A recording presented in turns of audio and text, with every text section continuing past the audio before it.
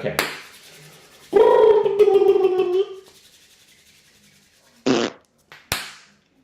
Welcome to We Are Self-Made Podcast. This is a show for...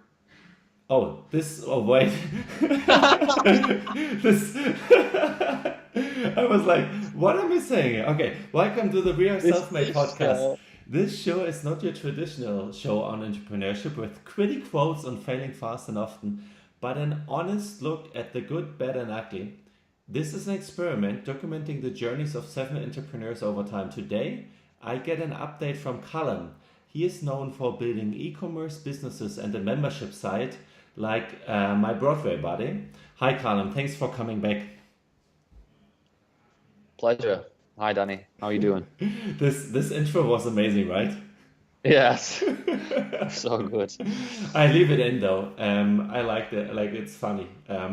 It just shows that I'm not perfect, and I try to get rid of my German perfectionism right now and getting rid of this. I like to be perfect, so that's good. It's a good practice. Good for you, man. Good for you. So last month we spoke about your goals and struggles. So your goal is right now transitioning, like a smooth transition from 1 or 2 projects into another one. So it's transition time for you, and I like this time because most people think we always need to be on and working and have our next goals already in line. So that's why the next 2 months will be extremely interesting for me and the listeners to see how you use this transition time. And you struggled with being focused and organized, and even more so because you might not have the clear direction and the clear goal right now. This might even come in even more as a struggle. So we're going to talk about this. And that's something we hold you accountable for. But before we're going to deep dive into the monthly wins, what kind of tasks you didn't accomplish and what you learned the last month, I want to ask you, on a scale from 1 to 10, and 10 the highest, how happy and content are you right now? Right now, I would say a 9. Why? Yeah, a 9 because I've gone from not having a social circle to getting all my friends back in my life, and I underestimated the effect that has on me being an extrovert. So where were you before and where are you now?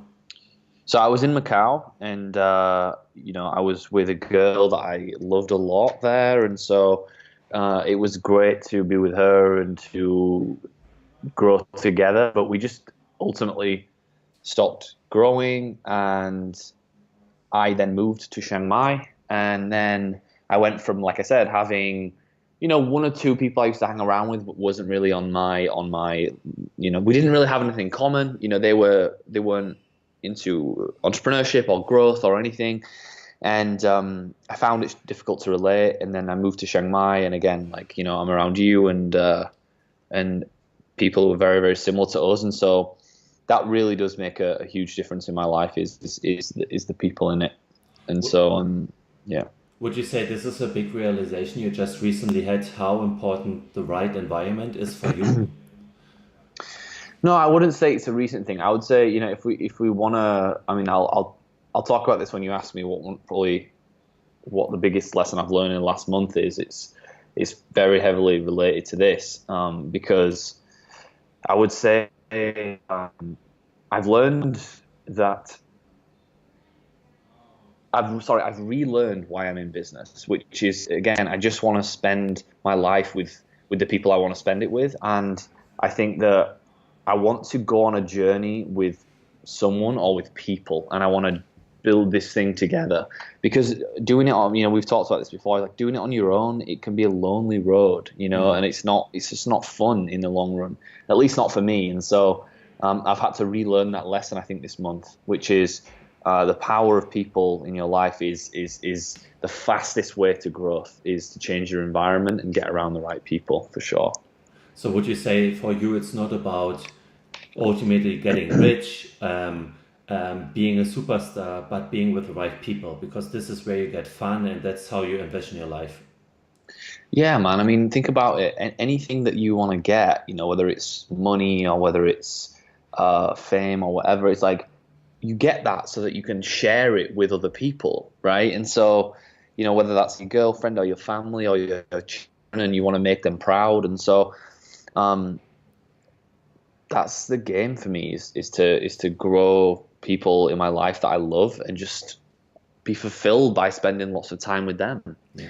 Why do you think you need to, because this happens to me a lot and to other people, and like, like when I coach people, like we need to relearn those lessons. Why do you think it hasn't been manifested, or why do you haven't like internalized it strongly enough to that you needed to relearn this lesson? Because I was pussy whipped. Okay. Simple as that. I was totally in love, and I was with a girl, and I sacrificed other areas of my life to give that a priority. And again, I would never regret that. It was totally worth it because I needed to do that for myself. But it's, if you were to look at it like this, I mean, I actually drew out the pyramid. Right? I drew like Maslow's hierarchy of needs. I kind of did like Callum's hierarchy of needs, and it was like at the bottom, it was actually social. So if I was to take like my hierarchy of needs and I was to like stack it all on top of each other, and you were to take like, let's say, health, wealth, love, and happiness, right? Well, for me, at the baseline of the period would be social. So it would go like social, financial, physical, and then mental. Because usually if I have my social in line, that sort of stems everything else. Like if I have the right environment and the right peer group in there, then what happens is I start to resonate on a higher frequency. I'm thinking about cooler things. I'm believing cooler things. Then I start making more money. Then my health goes up. Then my mental state goes up, And so I think for me personally, social is key. So how do you make sure that you don't need to relearn this lesson? How do you manifest this now? It's easy, man. I just need to focus on putting the extra effort in to build a social circle that I enjoy spending time with. And in now it's easy, right, in Chiang Mai, because there's a group of us, there's a couple of us at least who we really get on and we can hang around and stuff, and we have a lot in common. So it's easy. That where this is going to become a struggle is when I go to the UK. And so I've got a couple of people in my life back in the UK, but I definitely want to expand that to, like we already talked about, to a larger group. I want to add at least a couple more people in there. Yeah. Even though I wanted to speak about the learnings at the end of the discussion, like let's have one more or two. If you feel free, don't answer if it's too early or not. But you said you got to be pussy whipped, and this happens to the most of us, right? Like we might feel lonely, or we have all kind of different reasons why we enter a relationship or why we start a business. So we sometimes not truly think about the commitments we do. How do you make sure that your next commitments in terms of relationship, in terms of businesses, in terms of friendships and the social cycle, as you just spoke about, comes from heart and not from your head or from needs you have that you need to fulfill in the short run, but according to your pyramid? So let me repeat back. What I'm hearing you say is, how do I have commitments in my life that are from my heart and not from my head? Is that what you're saying? Is that correct? Yeah. That's a good question, man. I honestly don't really know at this point. I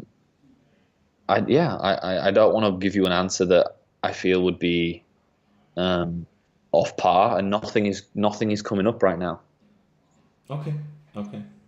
For me, the reason why I ask is, as you know, in the last 2 or 3 weeks, I have been going through this adventure of what do I really truly want, and why I've been following certain goals.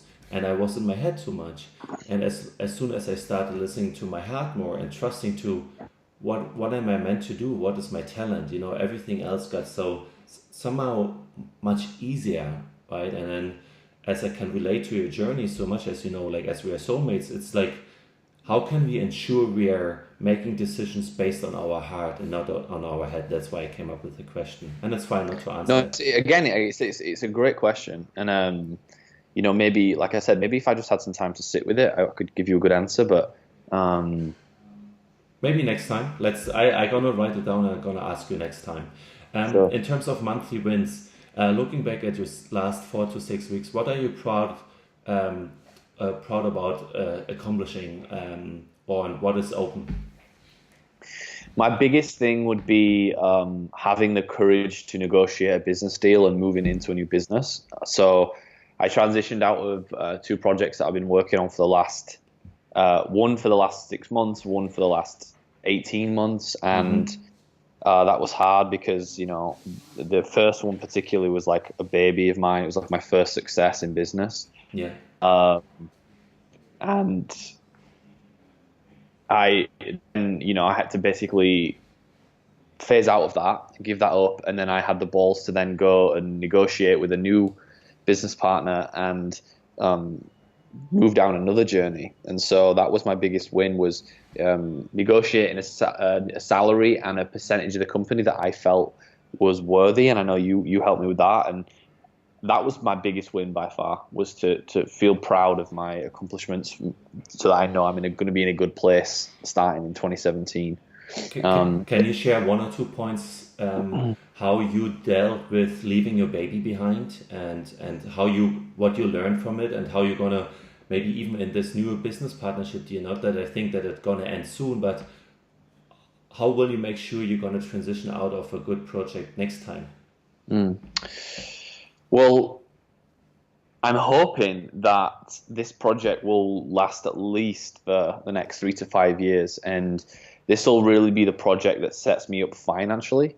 And then I won't really have to worry again about money or financial aspect of life, and I can be free to explore whatever it is I feel like that phase of life brings me. And so I've not thought about how I would transition out of this business yet, but I think that if I was to talk to other people about it and say, okay, how did I leave my baby behind? I think it was already done for me in a way, right? Like I've not really been super happy for like 6 months, on and off. This is like, and this is a huge learning lesson for people, especially entrepreneurs who want to get investment, right? Is if you decide that you want to go and you want to get investors, I always went that route because I never grew up with a lot of money. I never had savings, and I don't know if I knew like internally, but I somehow just had this inside me naturally, which was I can leverage other people's money, influence, and contacts.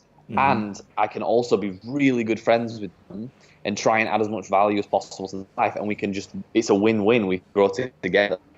And that's what I've done since I was 18 years old. And so that means that you have a way bigger upside potential, but then you're not in a sense of like initial early stage growth, right? Because let's say most people who start a membership website, there's so many out there that they're not gonna get any traction for at least a year. Yeah.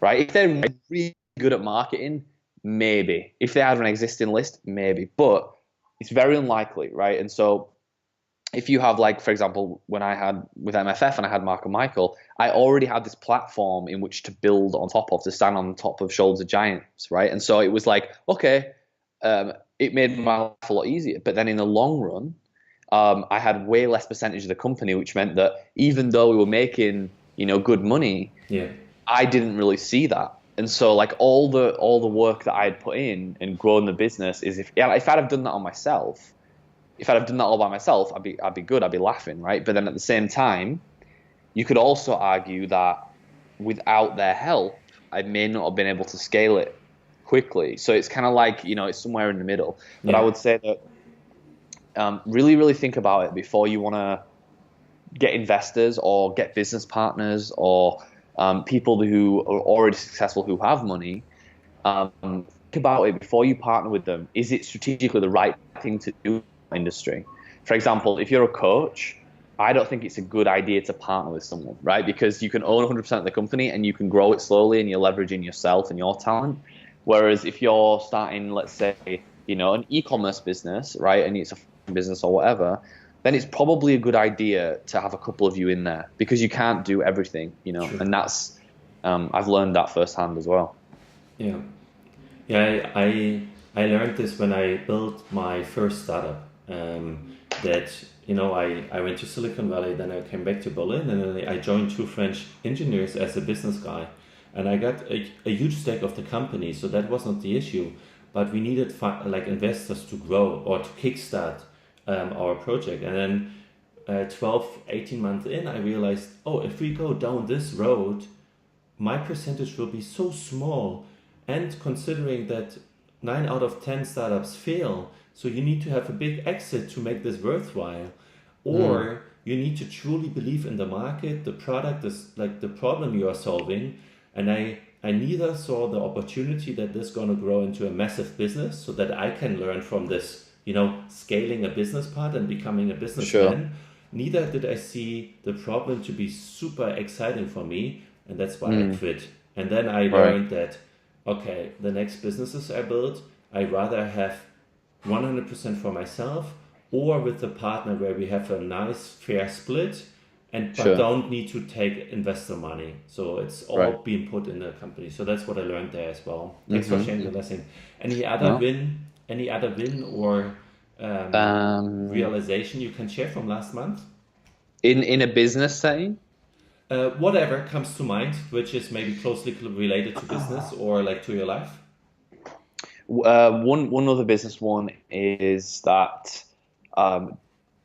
I need to start a company with a small team and grow it. I started Trip on my own, and I was doing everything at 20%. 20% finance, 20% this, 20% that, marketing, blah, blah, blah.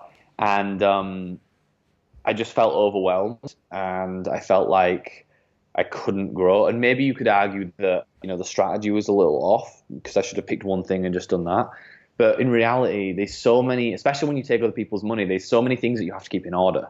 Yeah. And if you start, like, for example, with, I started the e-commerce business, right, in fashion.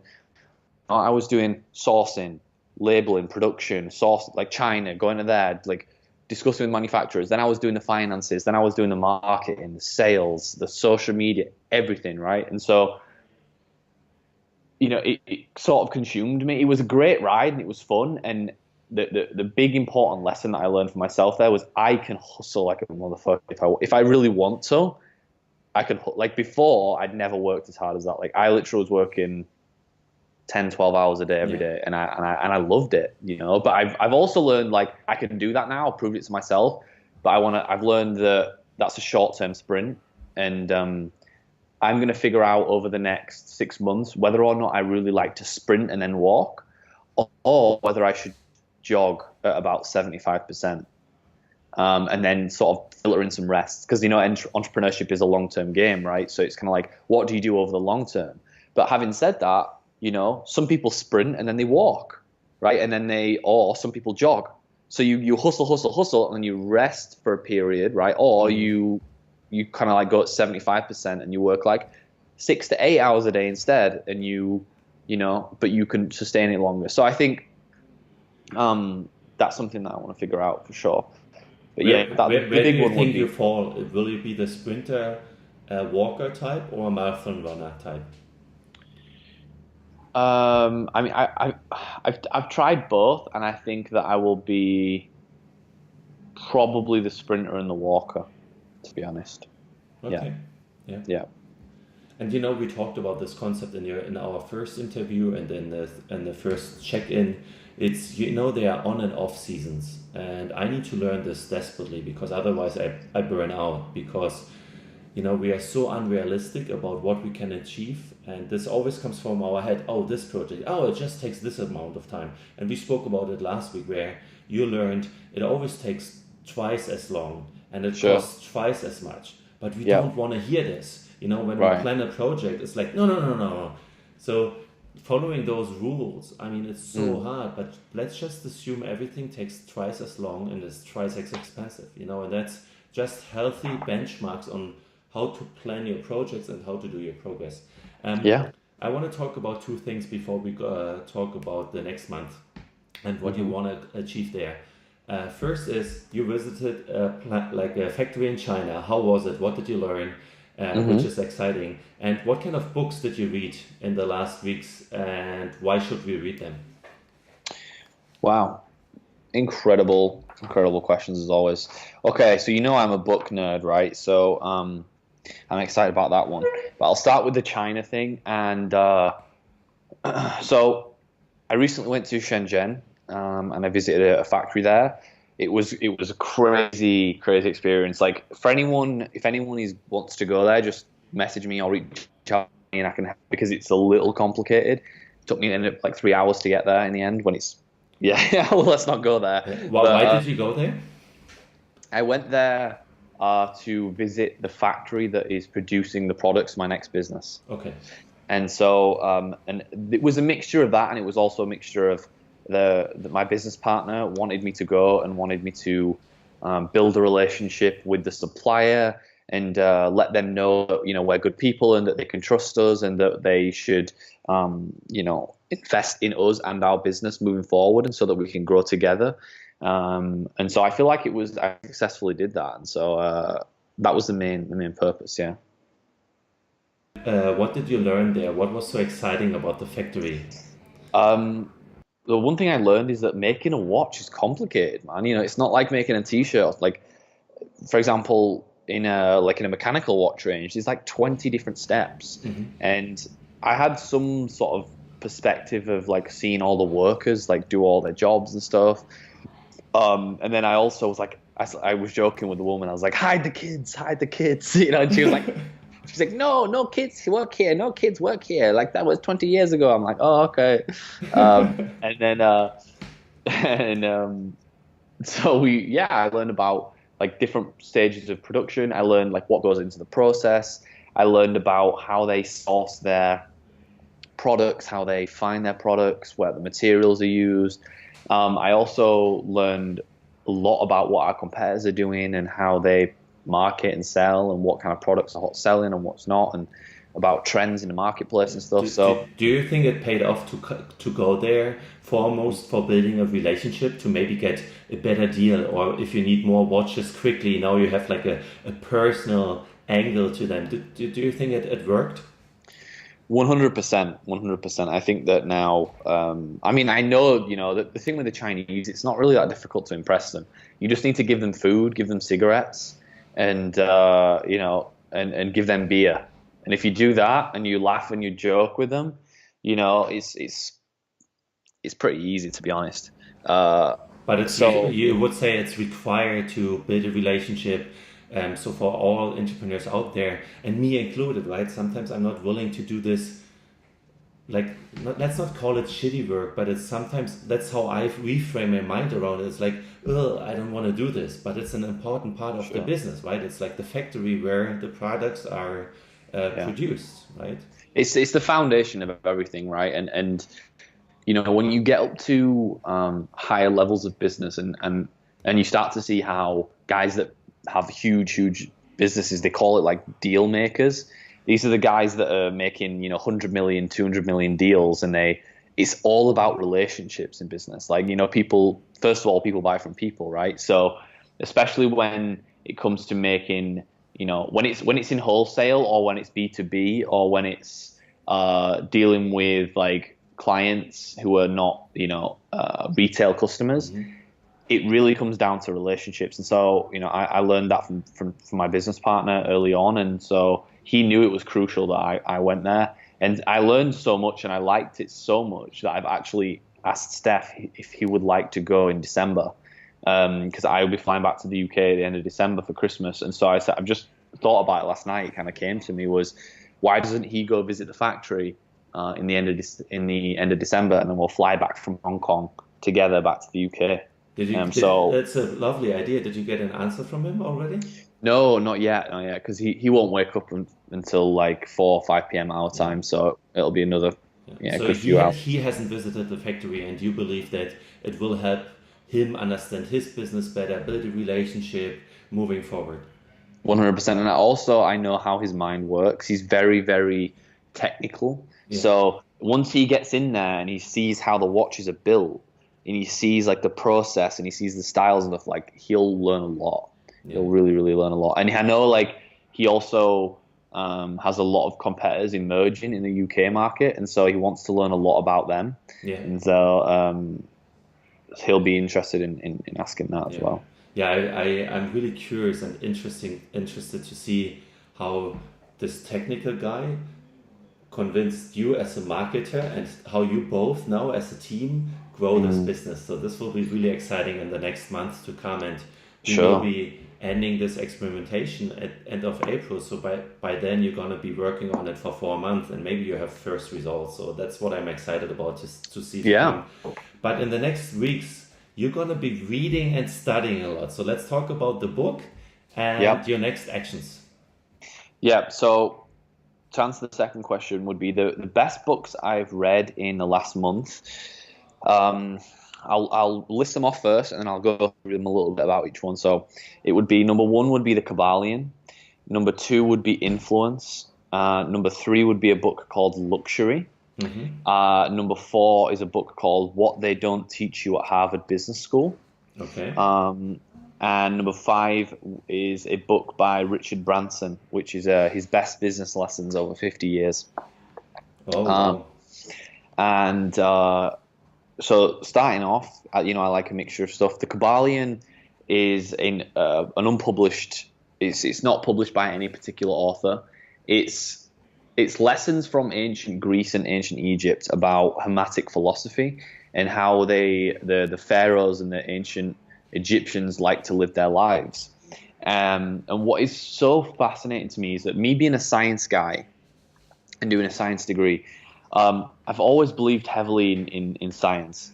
And what I'm starting to understand now is that thousands of years ago, these guys already knew what modern day science is starting to prove now, which just blows my mind, because they didn't know it like for fact, but like, for example, they knew about vibration and raising a frequency, and they knew that everything vibrates on a metaphysical level. And so like how would they know that? It blows my mind. And they had 7 principles, the way that they used to teach in Hermetic philosophy. And there was just some incredible takeaways from that book. The main one, initially right at the start of the book, I know you'll love this, is and I have this quote for you, which, do you want me to get I've got it in a little journal here. Would you like me to read it so I don't butcher it? Yeah. Okay, hang on.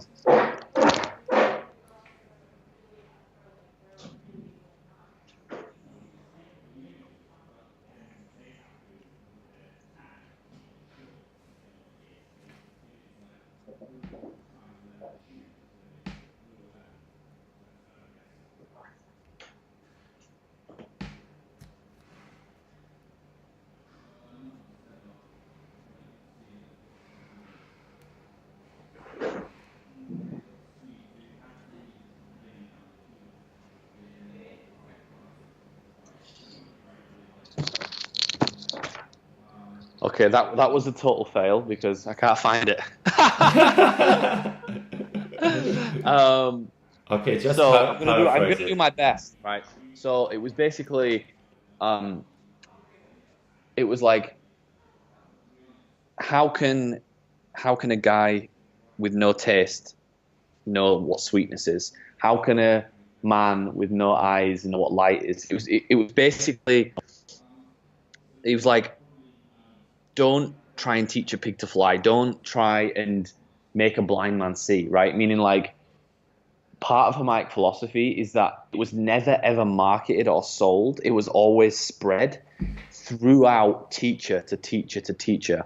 And it says that when the student is ready, the teacher will appear. Meaning that, like, the student's ears have to be open and they have to be ready to consume and to absorb the knowledge, because it's so powerful that trying to teach this to people that don't want to hear it is a bad move, because they'll just freak the fuck out. And so that's one of the best lessons early on in the book. And there's definitely a few more around like very, very spiritual woo stuff that I don't want to go into in this, but it's also very, very practical and important when it comes to living your own life. And so, for example, right at the end of the book, it goes through these things called hematic actions, which is like basically ways that you want to live your own life on different levels, right? And I'm going to share a couple with you. I don't know if you want, but it's great. So, for example, courage and fear come under the same rule. The pairs of opposites exist everywhere. When you find one thing, you find its opposites, the two poles. And so this is huge for me because like as hot becomes cold, fear becomes courage. Meaning if I want to remove fear out of my life, I need to focus on the opposite pole. And instead of trying to remove fear, I need to focus on courage. And as I increase my vibration through basically overwhelming the thinking mind with positive content and action, I will essentially raise the frequency of emotion, and then I will reach courage, right? And I used to think this is super like bullshit woo stuff, but if you measure it scientifically, love and gratitude and courage have a very, very different vibrational frequency to lower consciousness emotions like sadness and unhappiness. And for example, think about this. It was crazy. It said, like, if you go stand next to a waterfall, why do you feel energized when you stand next to a waterfall? Because the waterfall is resonating at a higher frequency. It's moving quickly. And so that actually increases like the cellular movement of the body. Like your frequency actually increases because the body moves between 60 to 75 hertz, usually like an electronic scale. So like when you move, you can actually increase that vibration. And so when you're on the lowest levels, like sadness and joy, and like cancer operates on a very like low level, but you can increase that gradually over time. So focusing on that and understanding that like everything is like a pendulum. You know, it says like night follows day and day night. The pendulum swings from summer to winter and then back again. And there is no such thing as absolute rest or cessation from movement. Meaning like, you know, you're always going to experience pain before you experience pleasure. And it says to feel true fulfillment and pleasure, you must experience true pain and suffering. Nothing worth having comes easy. And the rule in that, the capacity for pain and pleasure is like in each individual are balanced. And they call that the law of compensation, meaning the individual who's willing to deal with pain is also willing to experience the pleasure that comes after it. I can relate to this somehow, based on my last weeks. I think we don't have time for the other 4 books, but please share 1 or 2 more lessons you want to share. Yeah. So the last one is like how few original thoughts or original actions are performed by the average person. Are not the majority of persons mere shadows and echoes of others having stronger wills or minds than themselves? Meaning that, you know, it's in Hermetic philosophy, they basically teach you to increase and strengthen your consciousness so much that you then ultimately influence everybody else, whether they know it or not.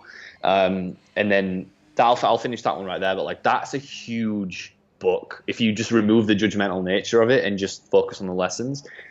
Influence is a book by Cialdini about marketing and what psychological triggers you can use in your own marketing and persuasion. Great book. Great book. I've took a lot from that, and I'm going to put that into witty. Secondly, it was like luxury, which is basically what is luxury? Like, why do people buy Ferraris? Why do people buy Lamborghinis? What is a luxury brand, and how do you create the perception of luxury in the mind of the consumer? What they don't teach you at Harvard Business School is a great one about basically lessons that you would not get taught at business school. It's like how to understand the business, how to understand the consumer, how to sell, stuff like that. And then the Richard Branson book is full, jam-packed of different stuff. I've not really taken anything huge from it yet, but I'm about 3/4 of the way through, so let's see what happens. What's the title of the book? It's called, it's right here. It's called Richard Branson, Like a Virgin. Like a Virgin, okay. secrets they won't teach you at business school. Oh, I also actually read this as well. The Ultimate Introduction to NLP, How to Build a Successful Life. That's quite good. It's like a basic level. If you've not read any NLP stuff before, that's like super basic. Yeah. So, and you are reading all this stuff to prep for your next endeavor, right? You want to understand human behavior, human psychology to ultimately market better. Yeah, because I realized that I'm a really, really good marketer. I don't know anything, I just don't know anything. And there's just so much room for growth that I want to just be on this phase. But I've realized my phase for Shanghai for the next 6 weeks is basically to learn and build the best I can by reading the best 10 books I've wanted to read for the last 9 months, but I've just been so busy with work, I've just not read them. I want to consume that knowledge. I want to in my subconscious, and that's what strategy, and then miss the next business strategies. Awesome. So this is already answering the next question, and our last question. So what you will be doing, except studying and reading to prep for your endeavor starting in January, what else will you be focusing on in the next 6 weeks? So I've got exit my Broadway body smoothly, which means I'll put together a couple of documents and help the guys out with that as much as I can. For Trip, I have decided that right now we're selling about a couple of pairs of shoes a month. And so I can either let it drip feed out like that, because we're selling them at quite a high price, £70, nearly $90. So we're still making money, but then we just want to get rid of the stock as quick as we can. So I'm going to put all the rest of the images on Instagram and market it that way and send a few more shoes to influencers. If that doesn't work, I'm just going to put them all on eBay at cost and sell them all off, and then ditch that and then move on to and start fresh in 2017. In terms of exercise and stuff like that, I'm going to join a Muay Thai gym locally, and I want to start taking private Muay Thai classes. I think that will be very, very good for me for many different reasons. I want to go to this once or twice. I want to go to this herbal steam house in Chiang Mai. I love steam. And I also want to bring meditation back in. So I've downloaded Headspace and I've committed to 10 to 20 minutes of meditation a day for the next 6 weeks. And then there's other stuff with the relationship and women and stuff, but yeah. Perfect. Thanks for sharing. I can't wait to go to the steam bath. I remember when it was so cold in Chiang Mai in February. We needed to go there. Fuck. Awesome. I like the check-in, especially the transitioning part, how you dealt with the new business partner, working on the moving out of my Broadway and selling all the stocks. As always, you're a really reflective person. You learned a lot, and that's what I want to really capture in our check-ins as well, how you go through this phase now and what you learn. And I think not only myself but all the listeners can learn from you a lot, which we need to always add, right? This is our learnings, and it might resonate with me but not with the listeners, or it might not resonate with me and with the listeners, whatever. Either case, it doesn't matter. It's your learnings, and it depends on all of us what we take away from it, right? And that's an important message I want to leave at the end. Is there anything you want to add before we end?